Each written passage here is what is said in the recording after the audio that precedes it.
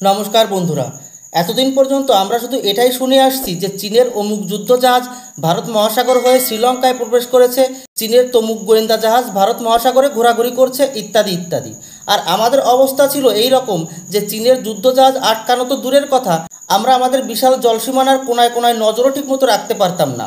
বিশ্বের বড় বড় সব সামরিক এক্সপার্টরা এটাই বলতো যে ভারত এবং চীনের মধ্যে যদি ফুল স্কেলে যুদ্ধ লাগে তাহলে তা অবশ্যই ভারত মহাসাগরেই হবে।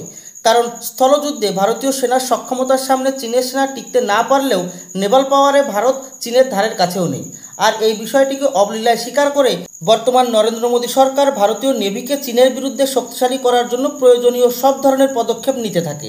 আর তাই তো খেয়াল করবেন যে বিগত কয়েক বছরে ভারতীয় বায়ুসেনা এবং সেনাবাহিনীর তুলনায় সবচেয়ে বেশি এবং দ্রুত গতিতে শক্তিশালী হয়ে উঠেছে ভারতীয় নেভি।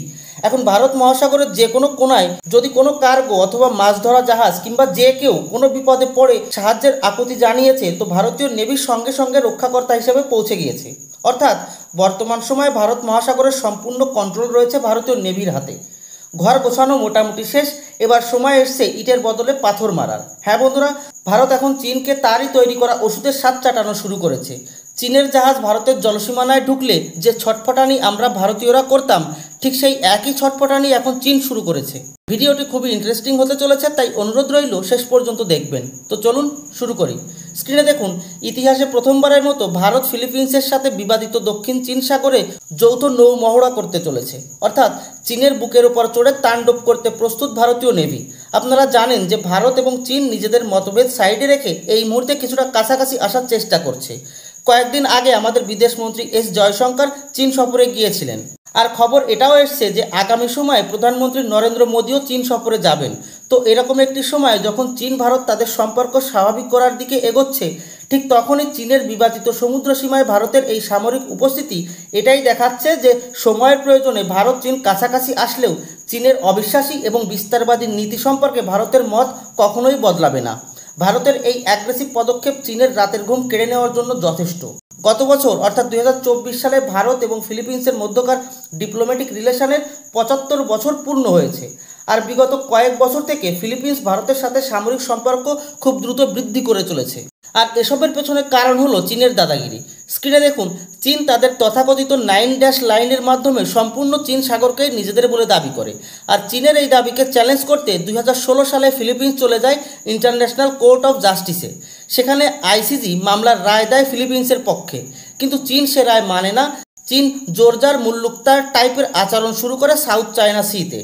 চীনের নেভি কয়েকদিন পরপরেই ফিলিপিন্সের জলসীমানায় ঢুকে ফিলিপিন্সের কোস্ট গার্ড বা নৌসেনার জাহাজ বা মাছ ধরা জাহাজগুলোকে অ্যাগ্রেসিভলি উস্কানি দেওয়া বা হামলা করারও চেষ্টা করে। চীনের এই দাদাগিরি থেকে উদ্ধার পেতে ফিলিপিন্স ভারতের শরণাপন্ন হয়। আর ভারতও ফিলিপিন্সকে চীনের বিরুদ্ধে শক্তিশালী করার জন্য ব্রহ্মোস অ্যান্টিশিপ মিসাইল বিক্রি করে। যাই হোক, ফিলিপিন্সের এমন একজন নেতার দরকার ছিল যে কিনা চীনের চোখ রাঙানিকে তোয়াক্কা না করে উল্টো চীনকেই শাসিয়ে দেয়। ঠিক এমনই এক নেতা 2022 সালে ফিলিপিন্সের রাষ্ট্রপতি পদে বসেন, যার নাম মার্কোস জুনিয়র। এই লোকটি ক্ষমতায় আসার পর থেকে চীনের বিরুদ্ধে সোচ্চার হন এবং ইন্ডো প্যাসিফিক রিজনে চীনকে কাউন্টার করতে ভারতের শরণাপন্ন হন। আর এখন রিপোর্ট আসলো যে আগামী 4 থেকে 8 আগস্টের মধ্যে তিনি তার প্রথম ভারত সফরে আসবেন। আর ঠিক ওই সময়ে ভারতীয় নেভি ফিলিপিন্সের নেভির সাথে যৌথভাবে চীনের স্পার্টলি আইল্যান্ডের কাছে নেভাল ড্রিল চালাতে থাকবে। বর্তমানে ভারতের একটি যুদ্ধ জাহাজের বেড়া ফিলিপিন্সের পোর্ট অফ ম্যানালিতে নোঙর করে রয়েছে। ভারতের এই জঙ্গি বেড়ায় রয়েছে আইএনএস মাইসুর, যা একটি গাইডেড মিসাইল ডেস্ট্রয়ার, আইএনএস কিলটান, যা একটি অ্যান্টি সাবমেরিন ওয়ারফেয়ার করভেট, এবং আইএনএস শক্তি, যা একটি ফ্লিট ট্যাঙ্কার। এর মধ্যে আইএনএস মাইসুরে যুক্ত রয়েছে ব্রহ্মোস মিসাইল, যা চীনের কাল বলেই পরিচিত। যাই হোক, মার্কোস জুনিয়রের ভারত যাত্রা এবং ভারতীয় নেভি ও ফিলিপিন্সের নেভির এই যৌথ মহড়ার টাইমিংটি খুবই সিগনিফিক্যান্ট হতে চলেছে। ঠিক যে সময়ে মার্কোস জুনিয়র দেশ ছেড়ে ভারতে আসছেন পিএম মোদির সাথে মিটিং করতে, ঠিক সেই সময়ে ভারতের নেভি ফিলিপিন্সের নেভির পাশে দাঁড়িয়ে চীনকে কড়া মেসেজ দিবে যে ভারত দাঁড়িয়ে রয়েছে ফিলিপিন্সের পাশে। যাই হোক, ভারত ফিলিপিন্সের মাধ্যমে এক ঢিলে 2 পাখি মারার কাজ করলো, একটি চীন এবং অন্যটি আমেরিকা। এর আগের ভিডিওতে আপনাদেরকে জানিয়েছিলাম যে ভারত আমেরিকাকে সংকেত দিয়ে দিয়েছে যে ডোনাল্ড ট্রাম্প যদি ট্যারিফ গেম থেকে সরে না আসে তাহলে ইন্ডো প্যাসিফিক রিজনে ভারত আমেরিকাকে কোনো প্রকার সহযোগিতা করবে না। আমেরিকা এই অঞ্চলে যেন নতুন অ্যালাই খুঁজে নেয়। তো ভারত যে হঠাৎ করে এরকম একটি গুরুত্বপূর্ণ এবং স্পর্শকাতর সিদ্ধান্ত নিয়েছে ঠিক তা নয়। ডোনাল্ড ট্রাম্পের আনপ্রেডিক্টেবল চরিত্রের জন্য ভারত আগে থেকে এইসব অপশন খুঁজেই রেখেছিল।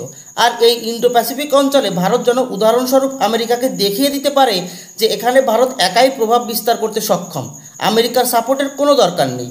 তাই ইতিহাসে প্রথমবারের মতো ভারত ফিলিপিন্সকে বাহানা বানিয়ে ঢুকে গেল দক্ষিণ চীন সাগরে। ভারতীয় নেভি ধীরে ধীরে ভারত মহাসাগরের বাইরে তার প্রেজেন্সকে বিস্তার করছে। একসময় যে নেভি কোণঠাসা অবস্থায় সংকুচিত হয়েছিল, সেই নেভি কয়েক বছরের ভেতরেই এমনই ভোল পাল্টালো যে এখন ভারত মহাসাগরের বাইরেও প্রভাব বিস্তার করতে প্রস্তুত। দক্ষিণ চীন সাগরে ভারতীয় নেভির এই পদক্ষেপ চীনের স্ট্রিং অফ পালসের বিরুদ্ধে ভারতের নেকলেস অফ ডায়মন্ড রণনীতিকে আরও শক্তি প্রদান করতে চলেছে। এ বিষয়ে আপনাদের মতামত কমেন্ট করে জানাবেন। ভিডিওটি ভালো লাগলে লাইক এবং শেয়ার করবেন। চ্যানেলটি অবশ্যই সাবস্ক্রাইব করতে ভুলবেন না। ধন্যবাদ। জয় হিন্দ।